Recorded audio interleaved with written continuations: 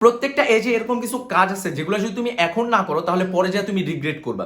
যদি তোমার এজ 15 থেকে 18 বছরের মধ্যে হয় তাহলে এই সময় নিজের উপর কন্ট্রোল করো, কারণ এই সময় তোমার ফ্রেন্ডরা তোমাকে সিগারেট খাওয়াবে, ভেপ খাওয়াবে, বলবে এগুলো নর্মাল, এগুলো কুল, বাট এই জিনিসগুলো তোমাকে হ্যাবিচুয়ালাইজ করা যাবে না। তোমাকে ডিসিপ্লিন ভালো হ্যাবিট চুজ করতে হবে, কারণ এটা এমন একটা সময় ভাই, এই সময় যদি তুমি একটা ভালো হ্যাবিট চুজ করো এটাও তুমি আগামী 10 বছর পর্যন্ত করবা, এই সময় তুমি যদি একটা খারাপ হ্যাবিট চুজ করো এটাও তুমি আগামী 10 বছর পর্যন্ত করবা।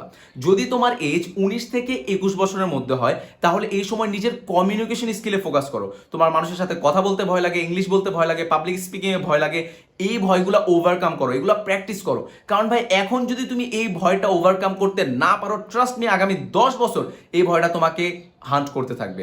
যদি তোমার এজ 21 থেকে 25 বছরের মধ্যে হয় তাহলে তোমার যে ফিউচার প্ল্যান আছে এগুলো এক্সিকিউট করো। মোস্ট অফ দ্য মানুষ পরে যায় রিগ্রেট করে যে ভাই ওই সময় যদি যা একটু রিস্ক নেওয়া কাজটা করে ফেলতাম।